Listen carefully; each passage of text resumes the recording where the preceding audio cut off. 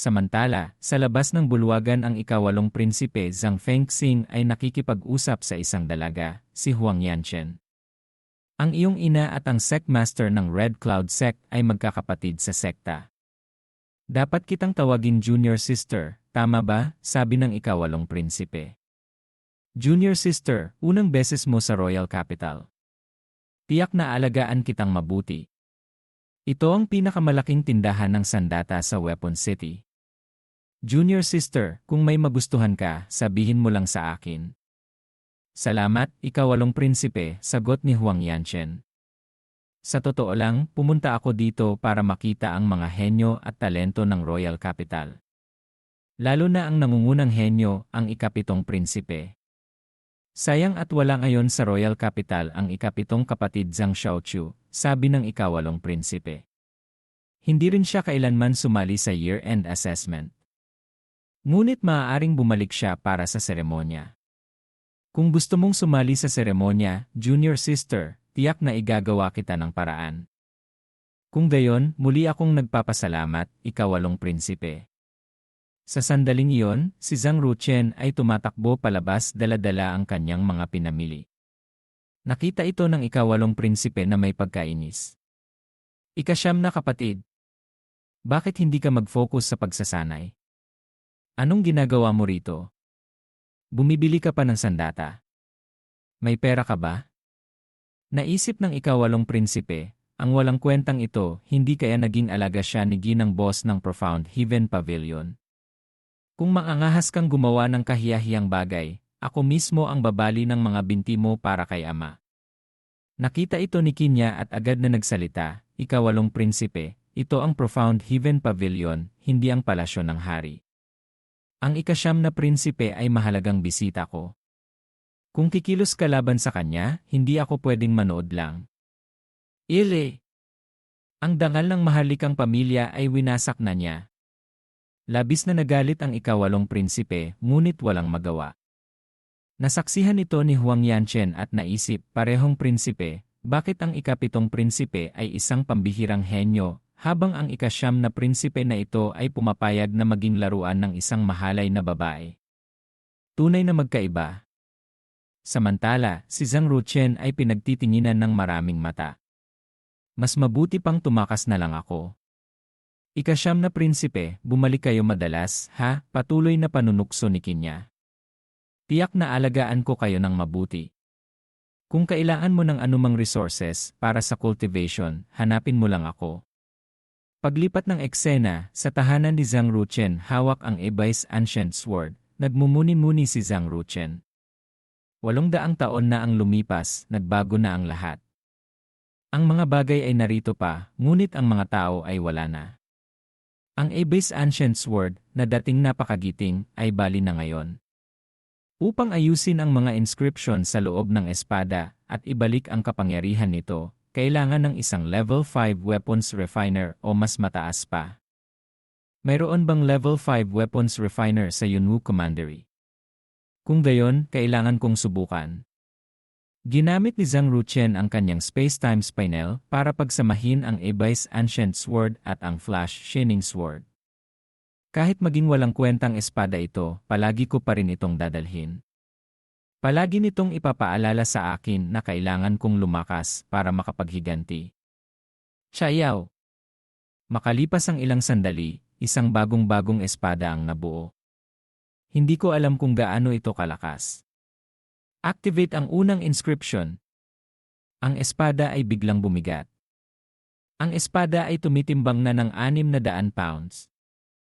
Ang bigat. Masyadong mabigat ang espadang ito. Hindi ko makontrol ang mga teknik. Kung mabubuksan ko ang ika-4 na inscription, saka ko lang ito magagamit ng maayos. Sa panahong iyon, hindi matatawaran ang lakas nito. Sa ngayon, hindi kayang buksan ng genuine key sa aking katawan ang ikalawang inscription. Mas mabuting subukan ng ibang inscription. Water type inscription, activate. Lightning type inscription, activate. Light type inscription, activate. Hindi na sayang ang 30,000 silver coins para sa espadang ito. Kailangan kong magmadaling magsanay para mabuksan ko agad ang ika-4 na inscription at magamit ng husto ang level 4 treasure na ito.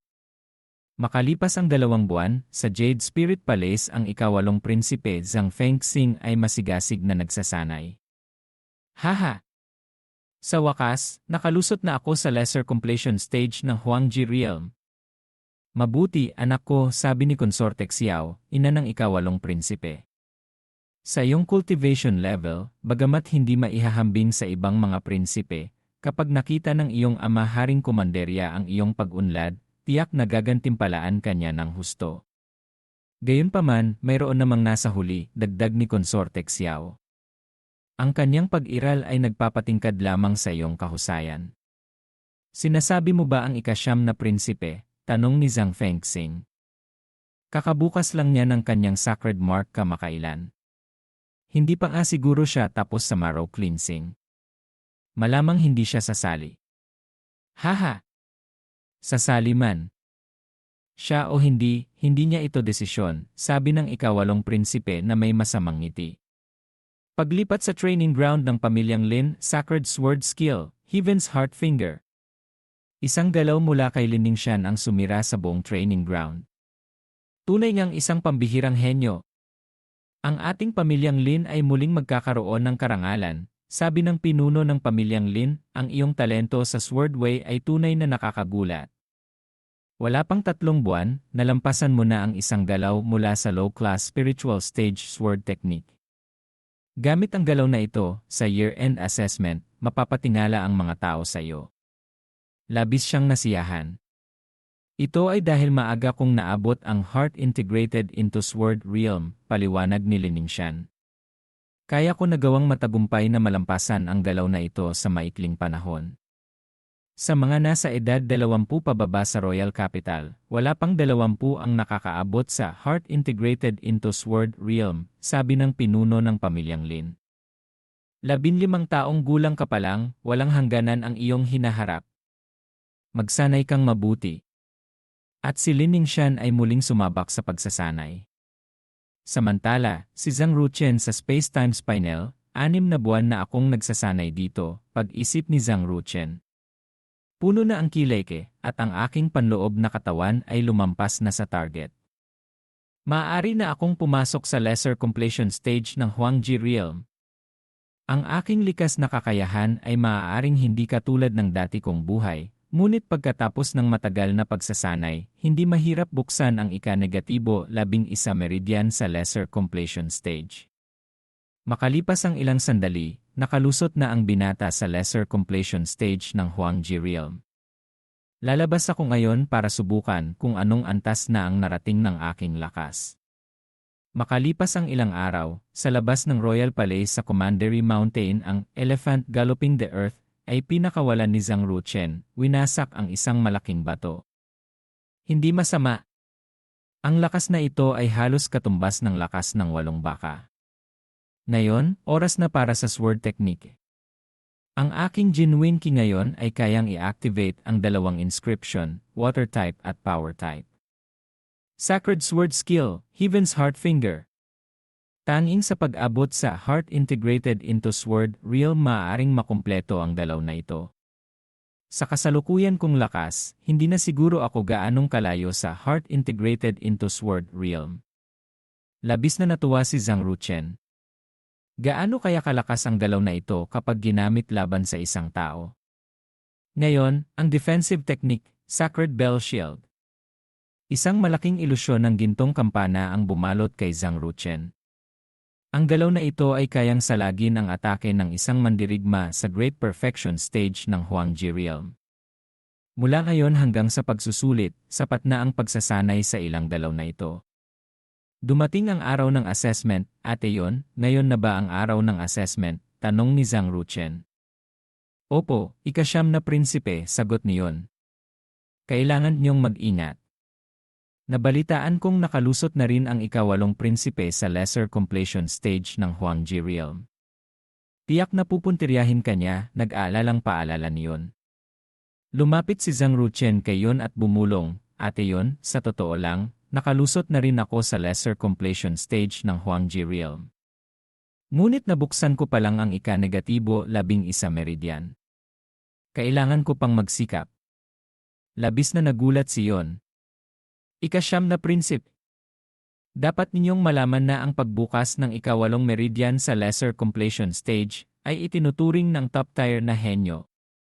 Kahit ang ika-7 prinsipe ay nakabukas lamang ng ika-10 meridian. Itatago ko po itong sikreto. Kamahalan, mag-ingat po kayo lalo. Mag-iingat ako. Opo, prinsip. Magbihis na po kayo.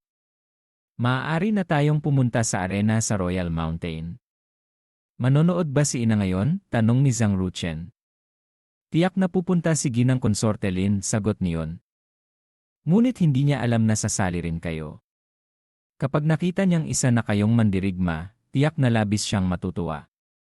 Kaya't si Zhang Ruchen, nakabihis na, ay umalis na. Ate Yon, tara na sa Royal Mountain.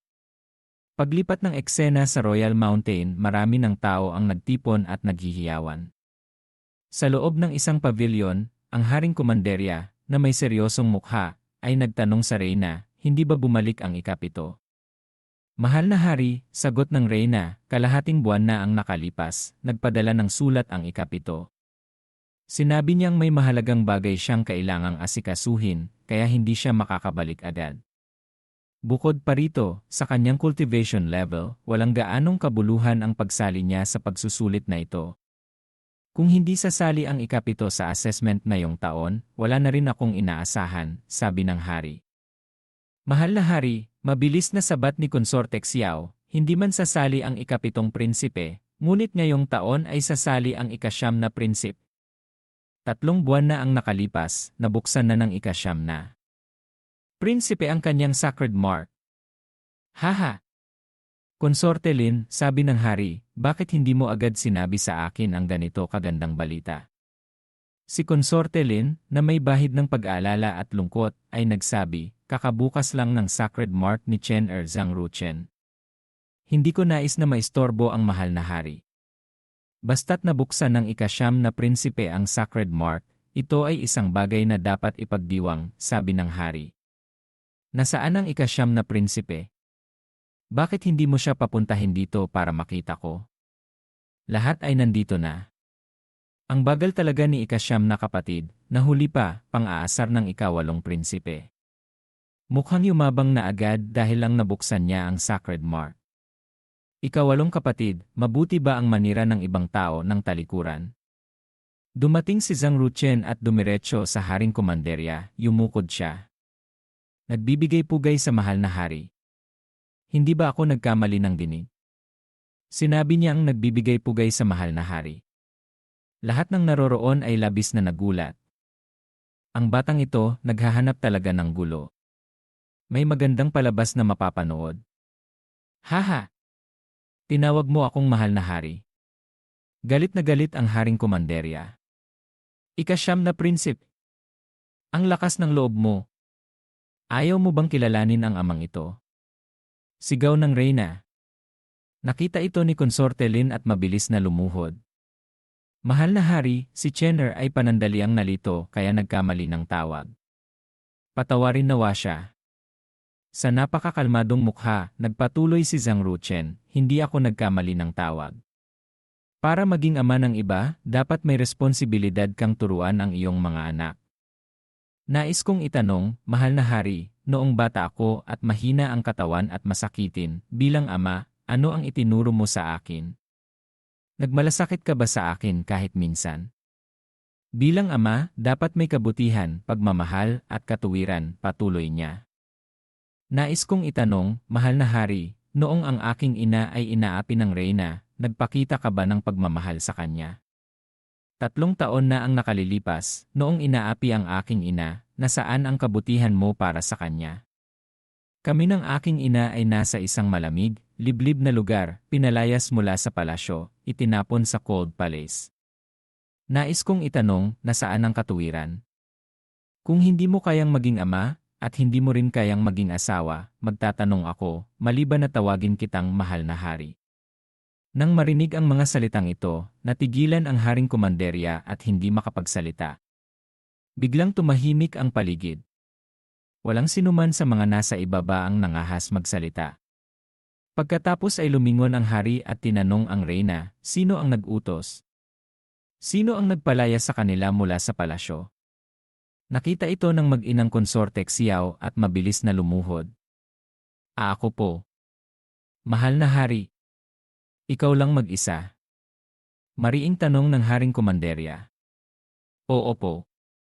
Ako lang po mag-isa, sagot ni konsorte Xiao, nanginginig.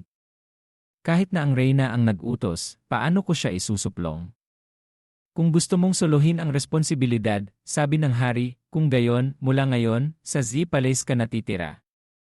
Nang marinig ito, natakot si konsorte Xiao at hinimatay. Ina! Ina, sigaw ng ikawalong prinsipe. Mga bantay, dalhin niyo ang aking ina para makapagpahinga. Pagkatapos ay lumingon ang haring komanderya kay Zhang Ruchen. Mukhang isa ka ng tunay na mandirigma ngayon, ano? Dahil sa pagiging kadugo kita, palalampasin kita ngayon. Gusto mo bang sumali sa pagsusulit na ito? Siyempre po, sasali ako, sagot ni Zhang Ruchen. Mabuti. Haha. Hindi maikakailang anak ko.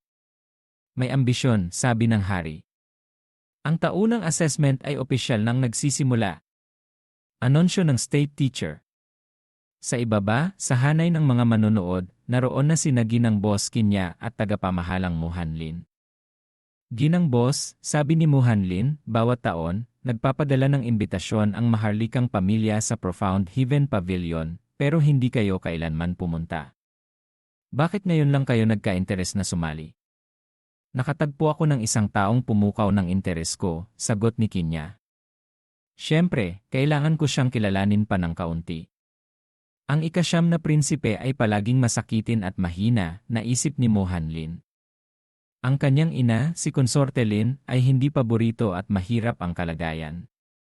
Paano siya biglang nakabili ng resources mula sa Profound Heaven Pavilion?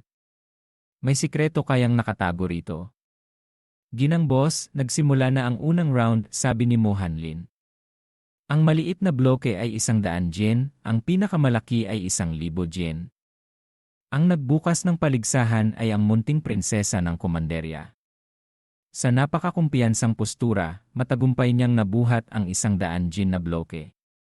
Hindi maikakailang siya ang munting prinsesa. Bata pa pero napakagaling na, puri ng mga tao. Ang munting prinsesa na ito ay nagbukas ng kanyang sacred mark sa edad na 4. Ngayon ay kaya nang buhatin ang 100 yen na bato. Tunay na hindi ka panipaniwala. Susunod, ang anak na babae ng pinuno ng pamilyang Lin, si Lin Ningshan, 15 taong gulang.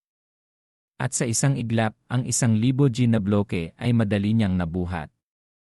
Napakagaling! Ang pamilyang Lin ay nagsilang na naman ng isang pambihirang henyo. Kayang-kaya niyang buhatin ang 1,000 yen na bato gamit ang isang kamay. Tiyak na napakalakas ng kanyang cultivation. Labis na humanga ang mga tao. Kaninong henyo ito? Sa ganitong talento, hindi siya nalalayo sa ikapitong prinsip. Nagulat ang reyna at nagtanong sa haring komanderya, siya ang anak ng pamilyang Lin, si Lin Ningshan. Nakikita kong napakahusay niya. May balak akong ipagkasundo siya sa ikapitong prinsipe. May kaunti akong naaalala tungkol sa kanya, sabi ng hari. Noong bata pa sila, mukhang maganda ang relasyon nila ng ika-9 na prinsipe. Noon, gusto ko sanang ipakasal silang dalawa. Ngunit sayang, dahil sa nangyari 3 taon na ang nakalipas, mukhang hindi na maaari. Nalilito na yata kayo, mahal na hari, sabi ng reyna. Sa talento ni Lin Ningshan ngayon, paano niya papapansinin ang ika-9 na prinsipe? Lumalaki na ang agwat nila. Ngunit kung ipakakasal siya sa ikapitong prinsipe, mapapatibay nito ang relasyon ng pamilyang Lin at ng maharlikang pamilya. Samantala, sa waiting room si Zhang Ruchen ay tinutukso ng grupo ng ika-8 prinsipe. Ika-9 na kapatid, mag-ingat ka ha. Baka madaganan ka ng bato at mabali ang binti mo. Ilang buwan pa lang siyang nagising. Baka hindi pa nga tapos ang marrow cleansing niya. Kahit ang pinakamaliit na bato, baka hindi niya mabuhat. Para hindi mapahiya, dapat hindi na lang siya sumali. Pagkatapos ng pagpapakitang gilas ni Liningshan, si Zhang Ruchen na ang susunod. Nang magkasalubong sila, may pagmamaliit na sinabi ni Liningshan, "Pinsan, marahil hindi ka na dapat pumunta rito. Sa iyong kakayahan, baka hindi mo mabuhat kahit ang 100 jin na bato. Pinapahiya mo lang ang pamilyang Lin, si Konsorte Lin, at ang maharlikang pamilya." Pinsang Ningxian, sagot ni Zhang Ruchen, "Napakahusay mo, hindi masama ang iyong talento. Ngunit huwag mo namang maliitin ang iba." "Bahala ka na nga," sabi ni Liningshan. "Dahil sa ating pinagsamahan mula pagkabata kaya lang kita pinapayuhan.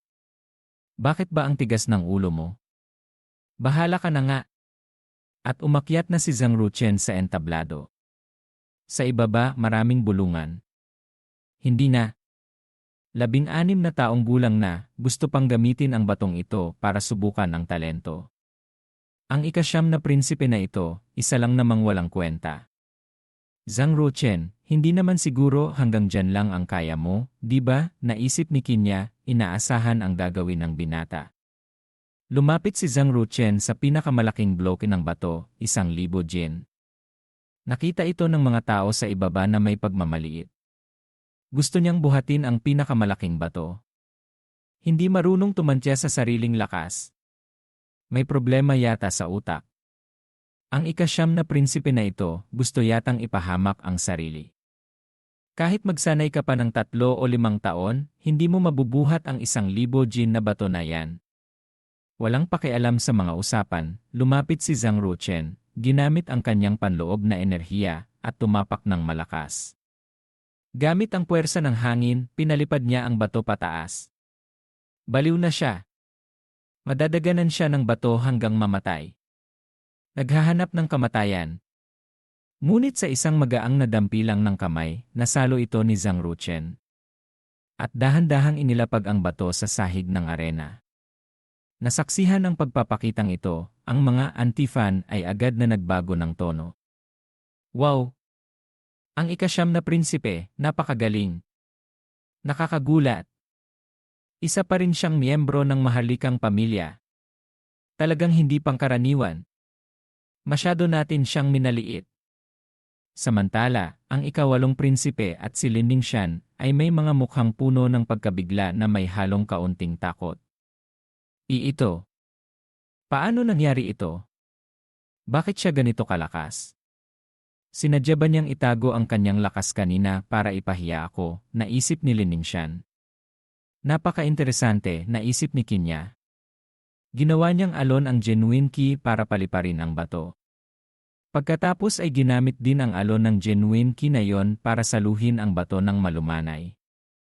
Napakahusay niyang kontrolin ang kanyang lakas, mas mahusay pa kaysa sa maraming mandirigma sa Xuanji Realm. Si Konsorte Lin ay labis na natuwa at napaluha. "Chenner, nagtagumpay ka. Ang tagal kong hinintay ang araw na ito." Samantala, si Konsorte Xiao ay nag-aalala. Ang ika-9 na prinsipe ay may ganitong tagumpay, sa hinaharap, hinding-hindi dapat kalabanin si Konsorte Lin, ika-9 na anak. "Huli ka man nakalusot, inaabangan ko ang iyong ipapakita sa susunod na pagsubok." Pumalakpak at pumuri ang Haring Komanderya. Pagkatapos ay inanunsyo ng state teacher ang ika-2 round, pangangaso sa Royal Mountain. Ito ay isang mapanganib na lugar para lamang sa mga nakabuhat ng pinakamalaking bato sa unang round. May kabuang 43 kalahok. Ika-9 na kapatid, sa pangangasong ito, kailangan mong mag-ingat, sabi ng ika-9 na prinsesa ng komanderya, si Zhang Yuxi. Pagkatapos ay tumalikod siya at nagtakip ng bibig habang tumatawa. Ginaya ng ika-8 prinsipe.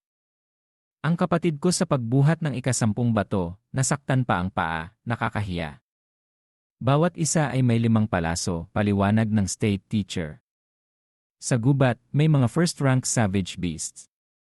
Kung mas maraming mababangis na hayop ang mahuhuli, at mas mataas ang kalidad nito, mas mataas ang magiging puntos. Tanging ang makakapatay ng mabangis na hayop ang makakapasok sa ika-3 round. Puno ng panganib ang bundok, maaari pa ang mamatay kung makakatagpo ng second-rank savage beast. Kailangan inyong tumakas agad. Ang pangangaso sa Royal Mountain ay opisyal nang nagsisimula." Pinsan, ang pagsubok sa lakas ay kahinaan mo, sabi ni Lin Dingshan kay Zhang Ruchen. Ngayon pa lang magsisimula ang pagpapakita ng tunay na lakas. Sana hindi ka gaanong mahuhuli sa akin. At mabilis siyang umalis sakay ng kabayo. Sige na, ikasyam na kapatid, maaari ka nang magsimula. Mauuna na ako, sabi ng isang prinsipe. Sige lang, sagot ni Zhang Ruchen. Ang larong ito ay nagsisimula pa lang. Puno siya ng kumpiyansa. Makalipas ang ilang sandali, nakakita si Zhang Ruchen ng isang ghost shadow rabbit. Mabilis, mahina ang depensa, madaling hulihin. Ngunit isa itong low-rank first step savage beast. Hindi ko dapat sayangin ang palaso ko rito. Biglang may isang palaso na tumama at pumatay sa kuneho. Ikasyam na kapatid, unang beses mong mangaso, hindi ka takatakang hindi mo mapatay ang isang 7th rank savage beast, pang-aasar ng ika-6 na prinsipe, si Zhang Mi. Limitado ang bilang ng mababangis na hayop sa Royal Mountain. Hindi porket may 5 kang palaso ay makakahuli ka na ng 5. Ikasyam na kapatid, huwag kang uwing walang dala, ha? Haha! Tama siya, naisip ni Zhang Ruchen. Kailangan kong bilisan. At pumasok siya ng mas malalim sa gubat.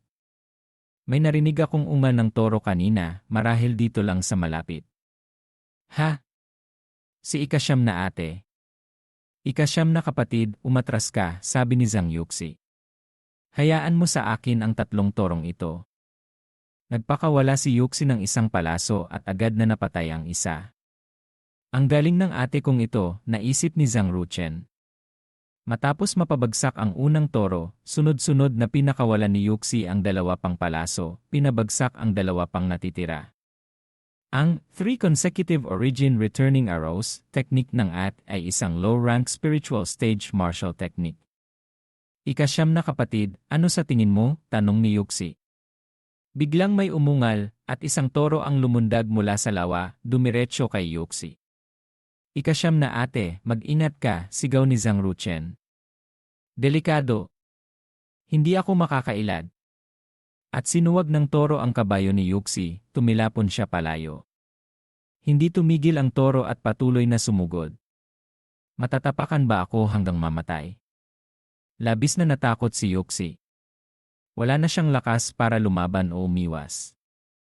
Sa bingit ng kamatayan, tumama ang palaso ni Zhang Ruchen sa ulo ng toro, pansamantalang pinigilan ito.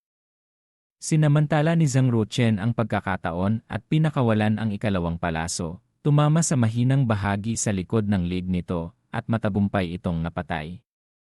Ate, ayos ka lang ba? Tanong ni Zhang Ruchen. Kung hindi ka dumating para iligtas ako, malala na sana ang nangyari sa akin, sabi ni Yuxi. Ikasyam na kapatid, ang galing ng pagpana mo. Ang depensa ng iron-skinned savage bull ay katumbas na ng isang mandirigma sa great perfection ng Huangji realm. Pinunasan ni Yuxi ang pawis at huminga ng maluwag. Kahit toro man o tao, lahat ay may kahinaan, paliwanag ni Zhang Ruchen. Kung aatakihin mo ang kahinaan, kahit mas mahina ka, kaya mo pa ring manalo. Sa bawat palaso ay may marka. Darating ang mga bantay para kolektahin ang mga nahuli nating hayop. Tara na. At si Zhang Yuxi, parang walang nangyari, ay sumakay sa kabayo ni Zhang Ruchen. Ate, anong ginagawa mo? Tanong ni Zhang Ruchen. Nasugatan ng malubha ang kabayo ko, kaya makikisakay na lang ako sayo. Ikasyam na kapatid, hindi mo naman siguro hahayaang maglakad ang ate mo, di ba? Hindi na alam ni Zhang Ruchen ang sasabihin, ngumiti na lang siya at pumayag. Ikasyam na kapatid, bilisan natin. Kung hindi tayo kikilos, mauubos na ng iba ang mga hayop, pagmamadali ni Yuxi. Makalipas ang ilang sandali, nasa mas malalim na bahagi na sila ng gubat. Sa halos 15 taon ng ganitong kompetisyon, tanging ang ika-7 prinsipe lang ang nakahuli ng isang first-rank savage beast, sabi ni Yuxi. Nakahuli tayo ng iron-skinned savage bull, hindi na masama. Ang lakas ng isang first-rank savage beast ay katumbas ng Huangji realm great perfection. Kung makakatagpo tayo nito, hindi tayo makakatakas. Biglang nagseryoso si Zhang Ruchen. Ile! Ate, huwag kang gagalaw. Isang malaking usa na kulay berde ang dahan-dahang lumitaw. Iyan ang first-rank savage beast, ang spiritual Kidir. Ika-9 na kapatid, anong gagawin natin? Nagulat at natakot si Yuxi. Inihagis ni Zhang Ruchen ang natitira niyang mga palaso kay Yuxi. May 3 pa akong palaso, kasama ang isa mo.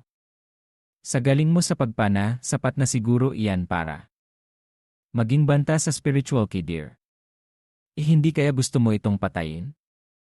Hindi mo ba gustong makahuli ng first-rank savage beast? Tanong ni Zhang Ruchen. Ang kalamangan ng spiritual Kidir ay ang bilis nito. Kung mahuhulaan natin ang posisyon nito at aatakehin, baka posible. CJ. Lumundag si Zhang Ruchen para kunin ang atensyon ng usa. Umungal ang spiritual Kidir at sumugod patungo sa kanya. Ginamit ni Zhang Ruchen ang dragon shape, elephant shadow, isang hampas mula sa itaas patungo sa ulo ng usa, lumikha ng malaking pagsabog at alikabok. Ang galing! Ika-9 na kapatid, napatay mo na ba? Tanong ni Yuxi. Hindi ganoon kadali, sagot ni Zhang Ruchen. Gaya ng inaasahan, ang spiritual Kidir na ito ay isang high-rank first-step savage beast. Gaya ng inaasahan ni Zhang Ruchen, kahit tumanggap ng malakas na atake, halos walang galos ang usa. Ngayon ay galit na galit ito, namumula ang mga mata, at sumugod mula sa likuran. Mabilis na ginamit ni Zhang Ruchen ang kanyang lakas, umikot, at sumalag ng isang suntok. Matapos ang sagupaan, napaatras si Zhang Ruchen, at nasugatan ang isang kamay. Ang lakas ng atake. Hindi maikakailang isang high-rank first-step savage beast. Patuloy na sumugod ang spiritual Kidir. Nakita ni Yuxi na nakatuon na ang pansin ng usa kay Zhang Ruchen at binaliwala na siya, kaya't ginamit niya ang kanyang pagpana. Sunod-sunod na pinakawalan ang 2 palaso. Dahil sa biglaang pag-atake, napilitan itong sumalad. Sinamantala ni Zhang Ruchen ang pagkakataon at sinuntok ito ng diretsyo sa mukha. Dahil sa direktang tama, nataranta ito. Mabilis na pinakawalan ni Yuxi ang 3 palaso, matagumpay na tumama sa mata ng spiritual Kidir. Dahil sa 2 sunod-sunod na tama, nalantad ang kahinaan ng spiritual Kidir. Nakita ni Zhang Ruchen ang pagkakataon, hawak ang huling palaso, sumugod siya at sinaksak ito ng diretsyo sa mahinang bahagi sa likod ng liig, matagumpay na pinatay ito. Ika-9 na kapatid. Nakapatay ka ng isang high-rank first-step savage beast, sigaw ni Yuxi. Hindi ako, kundi tayo, pagtatama ni Zhang Ruchen. Tumakbo si Yuxi papalapit at niyakap siya. Ika-9 na kapatid. Ang galing ng tambalan natin. Talagang pinakamagaling tayong magkasama. Ano? Ika-9 na ate, dapat na tayong bumalik, nauutal na sabi ni Zhang Ruchen, namumula ang mukha. Paglipat ng eksena sa Royal Martial Arts Arena, halos kumpleto na ang pagbabalik ng mga kalahok, sabi ng isang opisyal. Ang ika-9 na prinsipe at ang ika-9 na prinsesa ay wala pa. Hindi kaya napahamak sila? Yung walang kwentang iyon, kahit Ghost Shadow Rabbit hindi kayang patayin. Mas mabuti pang mamatay na lang siya sa bundok, mapait na sabi ng ika-6 na prinsipe Zhang Mi. Mga Diyos, pakiusap, protektahan niyo si Chen na makabalik ng ligtas, walang tigil sa pagdarasal si Consorte Lin, labis ang pag-aalala. Dumating si Lin Dingshan. Agad siyang tinanong ng pinuno ng pamilyang Lin, unang beses mong sumali sa pangangaso sa Royal Mountain, kumusta? Mas madali kaysa sa inaasahan ko, sagot ni Lin Dingshan. Tiwala akong makakapasok ako sa top 1-0 sa pagkakataong ito. Si Zhang Ruchen ay hindi pa bumabalik. Mukhang hindi siya nakahuli ng kahit anong hayop. Kahit na umasa siya sa isang Earth Treasure para palakasin ang sarili pansamantala, wala naman siyang karanasan sa laban. Biglang may narinig na paghalinghing ng kabayo mula sa malayo. Tignan niyo! Bumalik na ang ika-9 na prinsipe at ang ika-9 na prinsesa. Nakita ng Haring Kumanderya na kumpleto na ang lahat at sinabi, Kikian, i-anunsyo mo na ang mga resulta. Ang mangunguna ay personal kong gagantimpalaan ng Xuanhuang Heavy Sword. Opo, Haring Kumanderya, sagot ni Kikian. Sa round na ito, may 43 kalahok. 2 ang namatay, 9 ang nabigo. May kabuang 32 ang nakahuli ng mabangis na hayop. Ika-negatibo 32 pwesto. Ika-negatibo 14 na pwesto, ika-6 na Prinsipe Zhangmi, nakahuli ng 4 na low-rank first step savage beasts. Lumingon si Zhangmi kay Zhang Ruchen. Medyo mahigpit ang kompetisyon ngayong taon. Kung hindi ka nakahuli, hindi naman masyadong nakakahiya. Haha. Ika-negatibo 7 pwesto, Lin Ningxian ng pamilyang Lin, isang mid-rank first step savage beast, isang low-rank first step savage beast. Ang ikalawang binibini ng pamilyang Lin ay 15 taong gulang pa lang pero nakahuli na ng mid-rank savage beast. Walang hangganan ang kanyang hinaharap. Pagkalipas ng 2 taon, baka wala nang makakapigil sa kanya. Puri ng mga tao sa ibaba. Nang marinig ito, nagmukhang napakamayabang si Lin Ningxian. Narinig mo ba yon, Zhang Ruchen? Ito ang agwat natin.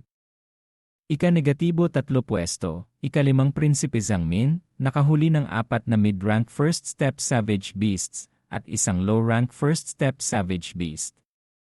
Ika-negatibo 2 pwesto, si Tu Linjiang ng pamilyang Situ, 5 mid-rank first step savage beasts.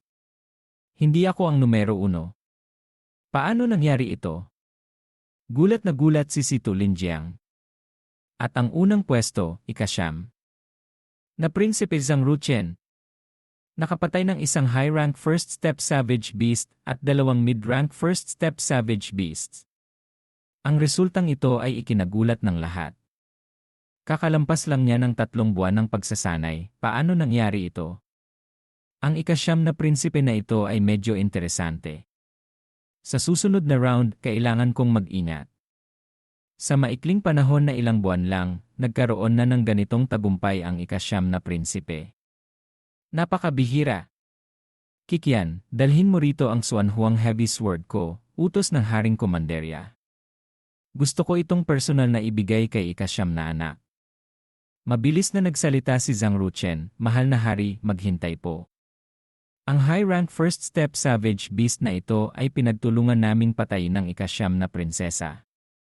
Hindi maaaring sa akin lamang mapunta ang karangalan. Agad na nagpaliwanag si Zhang Yuxi, Ama, sa pangangaso pong ito, napahamak ako. Mabuti na lang at dumating si ika-9 na kapatid para tumulong. Tungkol naman sa pagpatay sa hayop, hindi rin ako gaanong nakatulong. Si ika-9 na kapatid ang may pinakamalaking kontribusyon. Kayong magkapatid ay mapagkumbaba